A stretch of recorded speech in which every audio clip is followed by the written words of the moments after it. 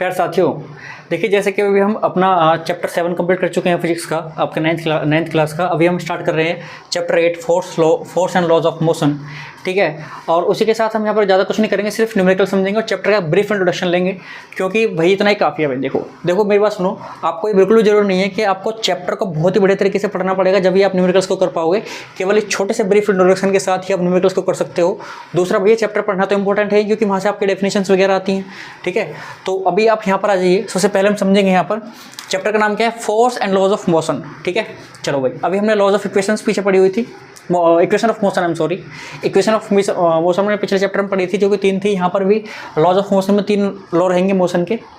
अभी यहाँ पर सबसे पहले जो आपके सामने चीज़ लिखी हुई है वो है फोर्स, जो हम पढ़ेंगे। सबसे पहले फोर्स के बारे में पढ़ेंगे, फिर हम पढ़ेंगे बैलेंस एंड अनबैलेंस फोर्स, आपने इनके बारे में सुना होगा पहले भी। लॉज ऑफ मोशन, ये हम बात करेंगे। इनर्शिया और इम्पल्स, इन दोनों चीज़ों की भी बातें होंगी बाद में। ठीक है, अभी सबसे पहले हम फोर्स की बात कर लेते हैं। देखिए फोर्स आपने जो पहले पढ़ा हुआ है भैया फोर्स पुश और पुल। ठीक है, हम कहीं पर धक्का दें या फिर खींचें, जो चीज़ महसूस हो रही है वही हमारा फोर्स है। ठीक है, किसी गेट को मैं खोलूँ, गेट को मैं बंद करूँ, तो वही हमारा क्या है, फोर्स है। वहाँ पर एक फोर्स लग रहा है, वही फोर्स है हमारा। ठीक है, अब बात करते हैं यहाँ पर बैलेंस और अनबैलेंस फोर्स की। बैलेंस फोर्स क्या है और अनबैलेंस फोर्स क्या है। देखिए इससे पहले आपने बहुत सारे टाइप्स पढ़े हुए, मस्कुलर फोर्स, स्टैटिकल फोर्स, ये फोर्स वो फोर्स, सारे फोर्स आते हैं। लेकिन इनमें सबसे पहले इंपॉर्टेंट चीज़ क्या है, वो है बैलेंस और अनबैलेंस फोर्स। इसको हम थोड़ा डिटेल पढ़ लेते हैं। देखिए बैलेंस फोर्स क्या होता है, जब बैलेंस फोर्स समझिए कि जब आप किसी बॉडी पर, ठीक है, मान लेते हैं यहाँ पर कोई बॉडी है हमारे पास, ये हमारे पास एक बॉडी है। अब इधर से हम एक फोर्स अप्लाई कर रहे हैं विच इज़ 10 न्यूटन। 10 न्यूटन का एक फोर्स अप्लाई कर रहे हैं इधर से। ठीक है, और इधर से हम एक फोर्स अप्लाई कर रहे हैं, वो भी 10 न्यूटन का है। इधर से भी हमने एक और फोर्स अप्लाई कर दिया, वो भी 10 न्यूटन का है। तो देखिए यहाँ से भी और यहाँ से भी दोनों साइड से कैसा इक्वल फोर्स लगा दिया गया है, जिसकी वजह से फोर्स क्या हो गया, बैलेंस फोर्स हो गया है। और यहाँ पर कोई मूवमेंट नहीं होगी, यहाँ पर कोई मूवमेंट नहीं होगी। ठीक है, बस हमारी बात नहीं आ रही है। देखो भाई फोर्स क्या कर सकता है, फोर्स की बहुत सारी क्वालिटी हैं। फोर्स क्या कर सकता है, किसी बॉडी की डायरेक्शन को चेंज कर सकता है, किसी बॉडी के शेप को चेंज कर सकता है, किसी की स्पीड को बढ़ा सकता है, ठीक है, किसी की स्पीड को घटा सकता है। फोर्स बहुत कुछ कर सकता है। लेकिन ये बैलेंस फोर्स क्या कर सकता है, देखिए ये बैलेंस फोर्स कुछ नहीं कर सकता, इसका कोई काम नहीं है। सिर्फ एक काम ये कर सकता है, वो कर सकता है ये किसी बॉडी की शेप चेंज कर सकता है, लेकिन ना उसकी बॉडी को डायरेक्शन चेंज कर सकता है, ना उसकी स्पीड को बढ़ा सकता है, ना घटा सकता है, कुछ नहीं कर सकता। सिर्फ एक ही काम कर सकता है, जो कि ये किसी बॉडी की शेप को चेंज कर सकता है। जैसे फॉर एग्जांपल आप कोई एग्जांपल ले सकते हैं, जैसे कि मैं यहाँ पर ले सकता हूँ कोई एग्जांपल। चलो सपोज करो मैं ये ले लेता हूँ, कैप का एग्जाम्पल ले लेता हूँ। ये कैप दबेगा नहीं मुझसे वैसे तो, पर चलो कोई बॉल ले लो, सपोज करो बॉल लो। ठीक है, आप कोई बॉल लोगे और उसको जब आप प्रेस करोगे, ऐसे प्रेस करोगे, तो आप दोनों साइड से इक्वल फोर्स लगा रहे हो, तो उससे क्या होगा, केवल उसकी शेप चेंज होगी, लेकिन उससे ज़्यादा कुछ नहीं हो सकता। ठीक है, ना उसकी स्पीड बढ़ेगी, ना कुछ डायरेक्शन चेंज होगी, ना कुछ नहीं होगा। अनबैलेंस फोर्स क्या होता है, अगर मान लो मैं इधर ये फोर्स को बढ़ा के भैया 100 न्यूटन कर दूँ, इधर मैं 100 न्यूटन कर दूँ, अब इधर 10 न्यूटन है, तो आपको पता है कि ये बॉडी इधर मूव करने लग जाएगी। ठीक है, और यही हमारा क्या हो जाएगा, अनबैलेंस फोर्स हो जाएगा। यानी कि ऑलमोस्ट जब आप कोई काम कर रहे हो और फोर्स से कोई काम हो रहा है, तो वहाँ पर कौन सा फोर्स वर्क करेगा, वो है अनबैलेंस फोर्स। इतना समझना है, इसके बारे में ज़्यादा कुछ समझना नहीं है। अब आगे आ जाते हैं सर लॉज ऑफ मोशन पे। यही हमारे इस चैप्टर का जो है बेसिक चीज़ है सर, लॉज ऑफ मोशन। पहला जो लॉ होता है मोशन का, वो क्या कहता है, वो ये कहता है कि भाई कि कोई भी बॉडी है वो रेस्ट में रहेगी जब तक कि और अगर मोशन में है तो मोशन में रहेगी जब तक कि उस पर कोई एक्सटर्नल फोर्स अप्लाई ना करा जाए। ठीक है, मतलब कि कोई बॉडी अगर वो चल रही है तो चलती रहेगी, और अगर वो रेस्ट में है तो रेस्ट में ही रहेगी जब तक कि उस पर कोई फोर्स, एक्सटर्नल फोर्स ना लगाया जाए। ये हमारा पहला लॉ कहता है। सेकंड लॉ क्या कहता है, सेकंड लॉ हमारा कहता है कि भाई देखो, सेकंड लॉ हमारा क्या कहता है, the rate of change of momentum, force is directly proportional to the rate of change of momentum के इक्वल होता है। मतलब कहने का ये है, चेंज ऑफ मोमेंटम क्या होता है, उसके पहले सबसे पहले लिख देता हूँ मैं यहाँ पर। देखिए सर, चेंज ऑफ मोमेंटम,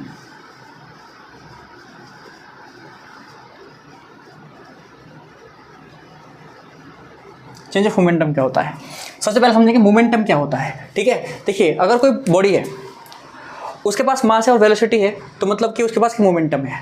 यानी कि अगर कोई बॉडी के पास मास है और उसके पास एक वेलोसिटी है, तो उसके पास एक मोमेंटम होता है, जिसको हम बोलते हैं मोमेंटम। यानी कि इसकी वैल्यू होती है P = mv, और इसकी जो यूनिट होती है वो होती है हमारी m की kg और v की होती है मीटर पर सेकेंड। तो kg मीटर पर सेकेंड हमारी मोमेंटम की होती है। ठीक है, मोमेंटम की होती है। अब चलो ये तो हमने समझ लिया सर मोमेंटम क्या होता है। अब चेंज ऑफ मोमेंटम क्या होगा, मान लो कोई बॉडी है, अभी उसकी कोई इनिशियल वेलोसिटी है और कोई फाइनल वेलोसिटी है, ठीक है।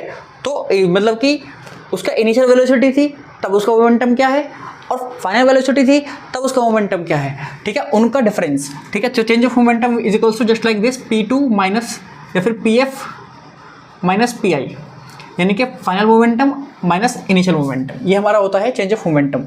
अब जो हमारा फोर्स होता है वो आपका इक्वल होता है किसके, rate of change of momentum, यानी कि PF माइनस PI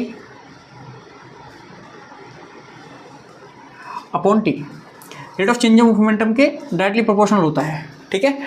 अब ये फाइनल क्या होगा, ये होगा MV, फाइनल मोमेंटम MV होगा, और इनिशियल मोमेंटम क्या होगा, MU होगा, ठीक है। इस चीज़ को भी याद रखना है यहाँ पर इस तरीके से। सो यहाँ से फॉर्मूला ड्राइव हो सकता है अगर देखा जाए तो, अगर हम इसको थोड़ा सोल्व करें तो आगे जा करके ये क्या बनेगा, MV माइनस MU और अपॉन में T बन जाएगा, ठीक है। और यहाँ से आपका यह क्या, M कॉमन लेंगे तो क्या बनेगा, V minus U upon T, ठीक है। और ये आपका A होता है, तो यहाँ से हम इसको लिख सकते हैं M इंटू A, यानी कि F directly proportional to M into A, और ये क्या है आपका यहाँ पर एक्सेलरेशन है, ठीक है। और अगर इसको हम थोड़ा सा और सोल्व करें या इसको हटाएंगे तो आपका यहाँ जाएगा F इक्वल्स टू K, एक कॉन्स्टेंट है, MA, ठीक है, K एक कॉन्स्टेंट है जो कि हमें, और इसको हम ज़्यादातर यूज़ करेंगे F equals to MA। K की वैल्यू को हम 1 मान लेते हैं, K की वैल्यू को हम 1 मान लेते हैं कि कोई कांस्टेंट है जिसकी वैल्यू 1 है। वो 1 क्यों आएगी, अगर हम कोई 1 न्यूटन का फोर्स लगाएं और 1 किलो का कोई बॉडी लें, ठीक है, और उस पर 1 मीटर पर सेकंड स्क्वायर का अगर एक्सेलरेशन लग रहा हो तो उसको K की वैल्यू क्या हो जाएगी, यहाँ पर 1 हो जाएगी। तो उसी के लिए हमने यहाँ पर F इक्वल्स टू MA लिया है, ठीक है। एक हमें ये फॉर्मूला याद रखना है। देखो सर, एक तो P इक्वल्स टू MV, एक F इक्वल्स टू MA हमें याद रखना है। दूसरा हम इनको चेंज करते रहेंगे, ठीक है। जैसे कि अगर डेल्टा, ये जो चेंज ऑफ मोमेंटम है इसको हम डेल्टा P बोलेंगे सर यहाँ पर, ठीक है, जो कि हमारा होता है PF माइनस PI। अगर आप 2 लेंगे फाइनल मोमेंटम को तो P2 माइनस P1, ठीक है। बाकी FI कुछ भी ले सकते हो, कोई दिक्कत, सिर्फ नोटेशंस हैं ये। आगे बात करें सर इनर्शिया। देखो थर्ड लॉ से पहले इनर्शिया, हाँ, इनर्शिया क्या होता है भाई, देखो इनर्शिया किसी बॉडी की एक प्रॉपर्टी है, ठीक है, एक प्रकार से ऐसी टेंडेंसी है जो कि किसी बॉडी की जो भी अभी पोजीशन है उसमें चेंज का वो रेजिस्टेंस, मतलब रजिस्ट करती है उसको, उसमें चेंज होने का रजिस्ट करती है वो। यानी कहने का मतलब ये है, अगर कोई बॉडी रेस्ट में है तो चाहेगी कि वो रेस्ट में रहे, ठीक है। तो वो चीज़ क्या है जो चाह रही है कि वो रेस्ट में रहे, वो है इनर्शिया उस बॉडी का, ठीक है। और अगर कोई बॉडी मोशन में है तो वो चाहेगी कि वो मोशन में ही रहे, ठीक है। वो क्या है जो चाह रही है कि मोशन में रहे, वो भी इनर्शिया ही है इस बॉडी का, ठीक है। अगर कोई बॉडी रेस्ट में होती है तो वो चाहती है कि रेस्ट में रहे, अगर कोई बॉडी मोशन में है तो वो चाहती है कि मोशन में रहे। तो ये जो टेंडेंसी होती है किसी बॉडी की, वो होती है इनर्शिया। क्या होती है सर, इनर्शिया। जब तक कि उसको फोर्स नहीं लगाया जाता वो ऐसा करने की कोशिश भी करती है, ठीक है। चलो इसको हम बोलते हैं इनर्शिया सर। इंपल्स क्या होता है, इंपल्स आपका होता है sir, impulse is equals to change of momentum, ये समझ लीजिए आप, चेंज ऑफ मोमेंटम। इंपल्स का मतलब ही होता है चेंज ऑफ मोमेंटम। अगर मैं इस फॉर्मूले को थोड़ा सा और ड्राइव करने की कोशिश करूँ, यहाँ पर ऊपर देख लेते हैं, चलो थोड़ा सा, अगर मैं इसको थोड़ा सा ड्राइव करने की कोशिश करूँ तो आपको समझ में आएगा इंपल्स क्या होता है। देखो इंपल्स जो होता है भाई, वो आपका चेंज ऑफ मोमेंटम ही होता है,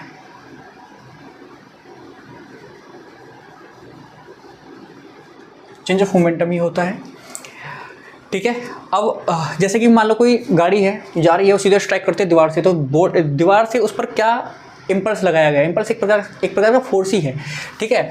अब ये चेंज ऑफ मोमेंटम एक बार होगा। मान लो भाई बॉडी जो वो कार थी उसके पास पहले कोई वेलोसिटी रही होगी जो कि उसकी इनिशियल वेलोसिटी है, लेकिन जब टकराने के बाद कोई और वेलोसिटी, ठीक है, रहोगी, क्योंकि फाइनल वेलोसिटी रहेगी। तो वहाँ पर 2 मोमेंटम है, एक तो फाइनल एक इनिशियल, तो चेंज ऑफ मोमेंटम ही है वहाँ पर, और वही हमारा इंपल्स के इक्वल होता है। मतलब कहने का ये है, यहाँ से अगर मैं इसको सही से लिखूँ, F इक्वल्स टू आपका क्या है, MA होता है, MA, और A की जगह मैं क्या लिख सकता हूँ सर, V माइनस U/T, ठीक है, V माइनस U/T लिख सकता हूँ। T धरा करके क्या हो जाएगा, FT equals to MV minus MU, ठीक है। तो ये हमारा चेंज ऑफ मोमेंटम है, उसी को इम्पल्स कह सकते हैं, और ये हो जाएगा इम्पल्स। तो यहाँ से जब इम्पल्स हमसे पूछा जाएगा तो या तो आप चेंज ऑफ मोमेंटम निकाल दो, या फिर आपके पास फोर्स दे रखा हो, T दे रखा हो, तो आप क्या कर सकते हो, सीधे इम्पल्स निकाल सकते हो, F इंटू T, ठीक है। और इसकी जो यूनिट होगी वो न्यूटन सेकंड होगी, न्यूटन सेकंड इसकी यूनिट होगी। चलो यहाँ पर फोर्स की क्या रहेगी सर, वही आपका फोर्स आपका ये आपका रहता है मास केजी में, और A आपका रहता है मीटर पर सेकंड स्क्वायर में। तो केजी मीटर पर सेकंड स्क्वायर, या फिर हम इसको न्यूटन भी कह सकते हैं सर, और इसको हम क्या कह सकते हैं, न्यूटन, 1 न्यूटन, ठीक है। और हमें क्या पढ़ना है सर, बस यही फॉर्मूले, और बाकी हमारी वो 3 इक्वेशन जो है पुरानी, वो तीनों याद रखनी है, वो सारी की सारी क्वेश्चन हमारे यहाँ काम आएंगी, उनको भूलना नहीं है। तो बस इतना ही था, ये छोटा सा कॉन्सेप्ट, छोटा सा ब्रीफ इंट्रोडक्शन था इस चैप्टर के बारे में, बाकी कुछ नहीं। थर्ड लॉ आपका क्या कहता है, वो भाई यूनिवर्सल लॉ है, ठीक है, वो हर जगह लगता है, कर्मा, लॉ ऑफ कर्मा बोलते हैं उसको कई जगह। यानी कि अगर वो ऐसा है कि भैया जैसी करनी वैसी भरनी, यानी कि every action has an opposite and equal reaction, ठीक है, मतलब हर एक्शन के पास उसके पास क्या होता है, अपोजिट और इक्वल रिएक्शन होता है, ठीक है। चलो, तो मतलब कहने का ये है कि अगर आप किसी बॉडी को धक्का दे रहे हो तो वो बॉडी भी आपको धक्का दे रही है, अगर आप किसी बॉडी को फोर्स लगा रहे हो तो वो भी अपोजिट डायरेक्शन में आप पर एक फोर्स लगा रही है, ये समझ लीजिए, ठीक है। इस प्रकार से आप इसको डिफाइन कर सकते हो। मैं ज़्यादा कुछ नहीं है, अब सीधे न्यूमेरिकल्स पर चलते हैं। अब इस वीडियो के अंदर आपको एक न्यूमेरिकल मिलेगा, ठीक है। देखिए सर, अब सवाल कुछ प्रकार से हमारे सामने ये कह रहा है कि भाई a constant force act on an object of mass 5 kg for a duration of 2 second, it increase the object's velocity from 3 meter per second to 7 meter per second. कह रहा है the object's velocity 3 meter per second to, okay, find the magnitude of the applied force, हमें applied force का magnitude बताना है। Now if the force was applied for the duration of 5 second, what would be the final velocity of the object. देखो भाई, एक बात ध्यान रखो, पहले वो कह रहा है कि कांस्टेंट फोर्स है जो कि 5 किलो के एक ऑब्जेक्ट पर अप्लाई हो रहा है। मान लो ये वो ऑब्जेक्ट है, इसका जो वेट है वो है 5 kg, यानी कि हमें दे रखा है m = 5 kg। आगे बढ़ो, कह रहा है ड्यूरेशन ऑफ टाइम दे रखा है हमको 2 सेकेंड दिया हुआ है। It increase the velocity of the object 3 to 7, मतलब u हमें दे रखा है 3 मीटर पर सेकेंड और v हो जाता है भैया 7 मीटर पर सेकेंड। कह रहा है पहले तो फोर्स बता दो कि फोर्स क्या है, find the magnitude of the applied force, यानी कि हमें फोर्स बताना है। और फिर अगर यही फोर्स अगर हम 5 सेकंड के लिए लगाएं तो फिर वेलोसिटी क्या हो जाएगी, फाइनल वेलोसिटी, वो बताना है। चलिए बात बाद में कर लेंगे, पहले इंपॉर्टेंट बात कर लेते हैं ये वाली। तो फोर्स कैसे निकालेंगे वो देखिए। F = क्या रहेगा सर, आपका ma होता है, F = ma, m को ऐसे रहने देते हैं, a को हम क्या लिख सकते हैं, v - u/t। यहाँ से आपका वैल्यू बस पुट कर दीजिए, m की वैल्यू कितनी है 5 मल्टीप्लाई v की वैल्यू कितनी है 7 -3 अपॉन t की वैल्यू कितनी है 2। सो यहाँ से कितना आ गया सर, ये 7 - 3 4 आ जाएगा और 2 कट जाएगा 2 टाइम्स, तो 5 × 2 विच इज़ 10 न्यूटन का फोर्स है सर, ठीक है। अब उसने दूसरा चीज़ हमसे क्या बोला था, नाउ वो कह रहा है कि भैया अगर यही जो फोर्स है जो कि 10 न्यूटन का आया है अभी, अगर हम अप्लाई करें टाइम कितना 5 सेकेंड के लिए, तो फिर बताओ कि उसमें फाइनल वेलोसिटी क्या रहेगी उसकी, ये बताना है आपको। तो कोई दिक्कत नहीं है, आपको पता है अगेन आप F = m × v - u/t लगा दो, ठीक है। F की वैल्यू क्या दे रखी है हमको, 10 न्यूटन दे रखी है, यही फोर्स लगाना है। मास हमारा 5 kg है, v की वैल्यू पूछ रहा है आपसे, -u 0 है, सॉरी u तो आपका 3 है, u आपका 3 है भैया। फाइनल वेलोसिटी बताना है, u तो 3 रहेगा, वो फोर्स ज़्यादा टाइम के लिए लगा दिया है। टाइम कितना 5 सेकंड के लिए लगाया है, 5 से 5 कट गया यहाँ पर। सो यहाँ से v - 3 = 10, या फिर v = क्या जाएगा सर 7 मीटर पर सेकेंड, 7 नहीं, हम सॉरी, उधर जाकर प्लस होगा 10 + 3 which is 13 metre per second हो जाएगी स्पीड भैया। स्पीड क्या हो जाएगी 13 मीटर पर सेकेंड। तो मुझे पूरी उम्मीद है कि सवाल आपको समझ में आ गया होगा, इसका सोल्यूशन भी आपको समझ में आ गया होगा। फिर भी कोई दिक्कत है तो भाई ज़रूर कमेंट करिए, ठीक है। मिलते हैं आपसे अगले वीडियो, तक के लिए धन्यवाद।